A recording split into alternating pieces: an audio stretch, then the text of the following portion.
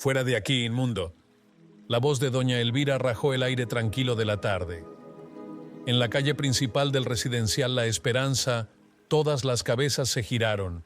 La escena era un golpe en el estómago. Allí estaba Elías, el vagabundo, con la mano extendida, no para pedir, sino para recoger una simple naranja que había rodado de una bolsa de compras. Y allí estaba doña Elvira, con la cara vuelta a una máscara de asco. «¡No toques nada! ¡Contaminas todo! ¡Largo!». Elías retrocedió como si le hubieran pegado. La humillación le quemaba la cara, un dolor peor que el hambre. Dejó la naranja en el suelo y sin decir una palabra, se escabulló entre las sombras de los muros que lo separaban del resto del mundo. El residencial La Esperanza, el nombre era casi una broma. Prometía un refugio, pero sus altos muros blancos y sus portones de hierro forjado contaban otra historia, una de exclusión. Adentro, el césped era perfecto, las casas impecables, los autos brillantes. Era una comunidad orgullosa de su orden y su estatus. Sus habitantes se veían a sí mismos como gente de bien. Iban a la iglesia los domingos, donaban a caridades y hablaban mucho de moral. Pero justo del otro lado de esos muros, donde el pavimento se agrietaba, vivía la encarnación de todo lo que despreciaban: Elías. Nadie sabía de dónde había salido. Simplemente apareció un día, un hombre sin edad, con ropa raída y una mirada que cargaba 1000 tormentas.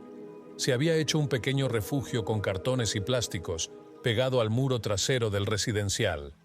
No molestaba, no pedía, solo existía en silencio, buscando en la basura algo para comer o para vender. Para los de La Esperanza, Elías no era una persona, era un problema, una mancha. Doña Elvira, la presidenta del comité de vecinos, lo llamaba una amenaza sanitaria y moral. El señor Méndez, un empresario de la casa más grande de la esquina, se quejaba de que devaluaba la propiedad. Los hijos de los residentes, contagiados del desprecio de sus padres, a veces le gritaban insultos o le tiraban piedras a su refugio, y Elías aguantaba todo. Con una resignación que rompía el alma, había aprendido a hacerse invisible. Agachaba la cabeza, evitaba las miradas, se movía como una sombra. La indiferencia de la comunidad era un muro más alto y frío que el de concreto, un muro que le recordaba cada día que, para ellos, él no valía nada. Un martes por la mañana, un forastero llegó al barrio. No venía en un auto de lujo. Simplemente apareció, caminando, observando todo con una calma extraña. Se llamaba Josué. Era un hombre de apariencia sencilla, ropa modesta y manos que conocían el trabajo. Pero sus ojos tenían una compasión que parecía ver el alma. En lugar de ir al portón principal, Josué rodeó el muro hasta que llegó al refugio de Elías. Al verlo acercarse, Elías se encogió, esperando lo de siempre: un insulto, una agresión. Pero Josué solo se detuvo a una distancia respetuosa. De su morral sacó una hogaza de pan y una botella de agua, partió el pan en dos y le extendió la mitad a Elías. «Parece un buen día», dijo con una voz suave. «Soy Josué. ¿Quieres compartir el pan conmigo?». Elías se quedó helado. Nadie le había hablado con amabilidad en años. Nadie. Tomó el pan con la mano temblorosa. «¿Por qué?», logró susurrar, con la voz ronca por el desuso. Josué sonrió levemente. «Porque el pan sabe mejor cuando se comparte y porque nadie debería estar solo». Se sentó en el suelo, a una distancia prudente, y se quedó ahí, en silencio, simplemente acompañándolo. Para Elías, ese simple gesto fue como encontrar agua en el desierto. Por primera vez en muchísimo tiempo no se sintió como un estorbo, se sintió visto. Esa noche el cielo se vino abajo. Una tormenta feroz se desató sobre la ciudad. Dentro de sus casas, los vecinos de La Esperanza se sentían seguros y afortunados, viendo la tormenta como un espectáculo lejano. Nadie pensó en Elías. El frágil refugio de cartón no tuvo la menor oportunidad. En minutos, el viento lo hizo pedazos y la lluvia lo empapó todo, dejándolo a la intemperie, temblando contra el muro de concreto. Desde su ventana, doña Elvira lo vio. Por un segundo sintió algo parecido a la lástima, pero la aplastó enseguida. Él se lo buscó, se dijo. Si trabajara, tendría un techo como nosotros. Corrió la cortina y le subió el volumen a la televisión. Pero entonces Una figura apareció caminando bajo el diluvio. Era Josué. Sin paraguas ni nada, empapado en segundos. Se acercó a Elías, se quitó su propio abrigo y, aunque mojado por fuera, se lo puso sobre los hombros. «Ven», le dijo, su voz apenas audible sobre el ruido de la tormenta. «Aquí no puede estar un ser humano». Lo guió hasta el pequeño porche de la caseta de vigilancia. Estaba seco. Allí se sentó junto a él en el suelo frío, compartiendo su calor corporal. El guardia los vio por el cristal, pero algo en la mirada de Josué lo frenó. Simplemente miró hacia otro lado, confundido. Doña Elvira, que había vuelto a asomarse, frunció el ceño. «¿Y ese tonto quién es?», murmuró. «Juntándose con esa escoria, los dos se van a pescar una pulmonía». Para ella el acto de compasión no era una virtud, sino una estupidez. Después de la tormenta, Elías cayó enfermo. Una fiebre alta lo dejó temblando y un corte que tenía en la pierna se le infectó gravemente. Con sus pocas monedas se arrastró hasta la farmacia del barrio. El farmacéutico don Carlos lo vio entrar y su cara se endureció. Doña Elvira y el señor Méndez eran sus mejores clientes. «Necesito algo para la fiebre y para la pierna», balbuceó Elías. Don Carlos lo miró con desprecio. «No tengo nada para ti, y dudo que puedas pagarlo. Por favor, vete, me espantas a los clientes». La crueldad en su voz cortaba. Elías, sin fuerzas, se dio la vuelta y se fue. Josué lo encontró poco después, delirando por la fiebre. Sin dudar, fue a la misma farmacia y compró todo lo necesario: antisépticos, vendas, medicinas. Para él sí hubo de todo. Su dinero era tan bueno como el de cualquiera. Regresó con Elías, y con una delicadeza increíble le limpió y le vendó la herida. Le dio la medicina y se quedó con él toda la tarde, poniéndole paños húmedos en la frente. El señor Méndez, volviendo a casa en su auto de lujo, los vio. Bajó la ventanilla. «Mira a ese tipo», le dijo a su esposa, «perdiendo su tiempo y dinero en un caso perdido. Hay gente que no tiene remedio, es la selección natural, querida. Los fuertes prosperan y los débiles, bueno, acaban así». Su esposa asintió, aunque la imagen de esa ternura inesperada sembró en ella una pequeña duda. Subieron la ventanilla y el aire acondicionado borró el incómodo mundo exterior. La presencia de Josué y su extraña amabilidad hacia Elías ya eran el chisme del residencial. Este malestar llegó a los adolescentes del barrio, liderados por Ricardo, el hijo del señor Méndez. Criado con las ideas de su padre sobre débiles y fuertes, Ricardo veía en Elías un blanco fácil. Una tarde, él y sus amigos decidieron divertirse. Se acercaron a lo que quedaba del refugio y entre risas crueles empezaron a patearlo y a tirar sus pocas pertenencias: una manta vieja, una lata abollada, un libro roto. «Oye, basura, ¿no sabes que apestas el vecindario?», gritó Ricardo mientras sus amigos grababan todo con sus celulares. Elías, todavía débil, solo atinó a protegerse la cabeza en el suelo. En ese momento apareció Josué. Caminó hacia ellos con un paso tan tranquilo que asustaba. Irradiaba una autoridad que los detuvo en seco. Josué no gritó, no insultó. Se paró entre ellos y Elías y los miró a cada uno a los ojos. Su mirada no condenaba, preguntaba. «¿Por qué?», dijo con voz serena. «¿Por qué le hacen esto a un hombre que no les ha hecho nada? ¿Qué ganan con su dolor?». El silencio fue incómodo. Ricardo intentó hacerse el duro. «Es solo un vago, no es asunto tuyo». «¿Estás seguro?», respondió Josué sin alzar la voz. «Porque lo que le hacemos al más pequeño, nos lo hacemos a nosotros mismos. Al humillarlo, se humillan ustedes. Al ser crueles, solo demuestran la pobreza de su espíritu».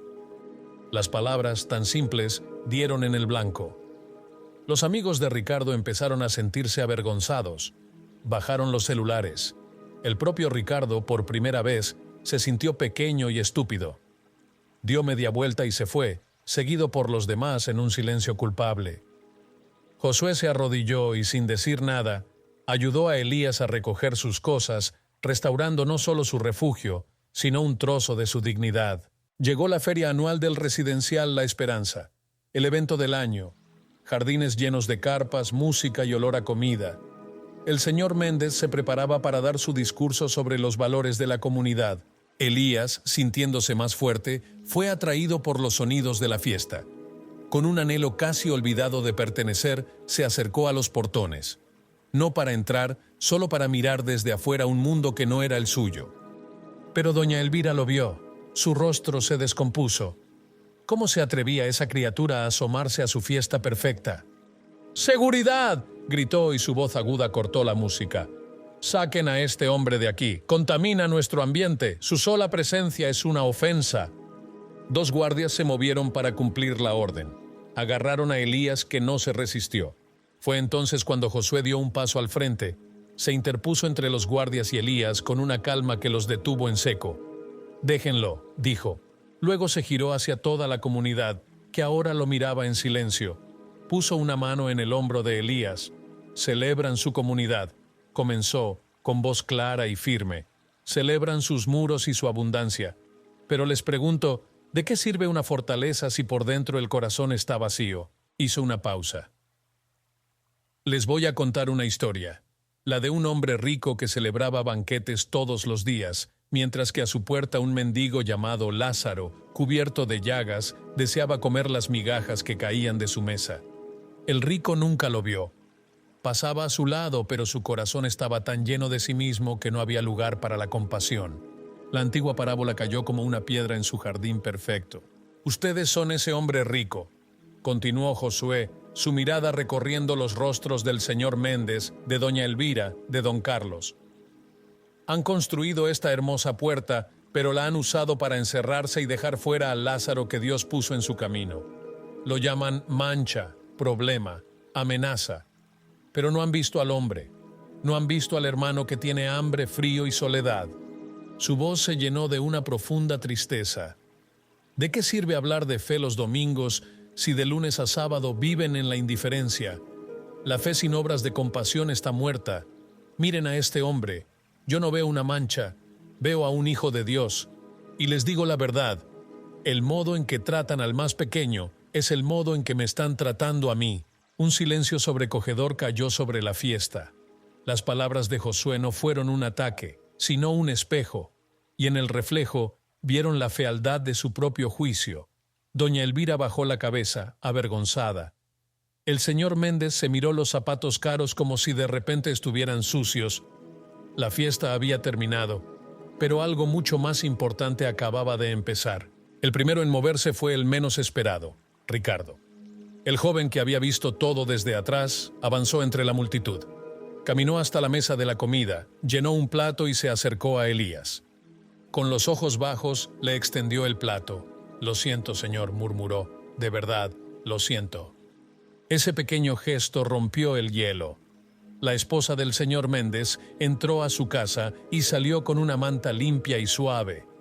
«Para las noches frías», le dijo a Elías con una sonrisa tímida. Luego, otro vecino le acercó una botella de agua. Una mujer le ofreció una silla. Don Carlos, el farmacéutico, se abrió paso. «Señor», le dijo a Elías, «por favor, venga mañana a la farmacia. Lo que necesite, corre por mi cuenta. Le pido perdón». El señor Méndez se acercó y con una humildad que nadie le había visto jamás, solo dijo: «Hemos estado ciegos, discúlpenos». Elías, abrumado, miraba de un rostro a otro mientras lágrimas silenciosas, las primeras de gratitud en años, corrían por sus mejillas. Aceptó la comida, la manta, el agua, no como limosnas, sino como los primeros puentes sobre un abismo de indiferencia.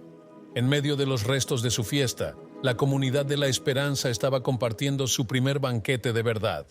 Las semanas que siguieron transformaron la esperanza. El cambio no fue mágico, pero fue real. El señor Méndez organizó una reunión, pero esta vez para hablar de responsabilidad. Juntos, acordaron alquilar un pequeño apartamento cercano para Elías, y entre varios, le ofrecieron un trabajo de medio tiempo como jardinero dentro del residencial.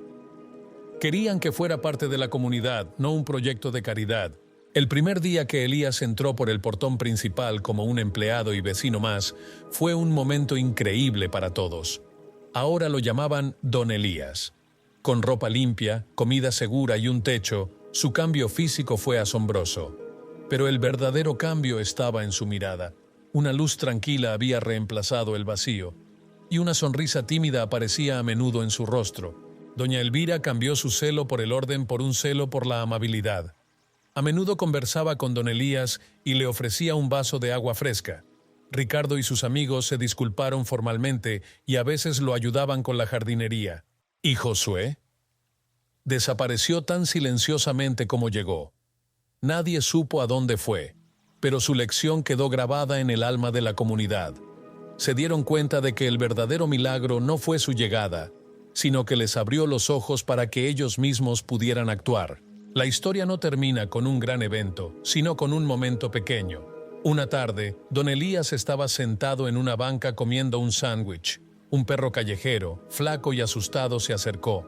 Don Elías lo miró y vio en sus ojos un reflejo de su propio pasado. Sin dudarlo, partió su sándwich por la mitad y le ofreció un trozo. El ciclo de compasión, iniciado con una hogaza de pan, ahora continuaba en un lugar que, por fin, comenzaba a hacerle honor a su nombre: Esperanza. Esta historia es una pregunta para cada uno de nosotros. ¿Quién es el Elías que está del otro lado de nuestros muros? Esa persona que ignoramos, que juzgamos, que hemos hecho invisible con nuestra indiferencia. Nos encantaría leerte en los comentarios. ¿Qué te hizo sentir esta historia? Y más importante, ¿qué pequeño acto de compasión puedes hacer esta semana? Si este mensaje te tocó el corazón, suscríbete y comparte este video. Ayúdanos a esparcir esta semilla, para que más corazones puedan ser tocados y más comunidades encuentren su verdadera esperanza.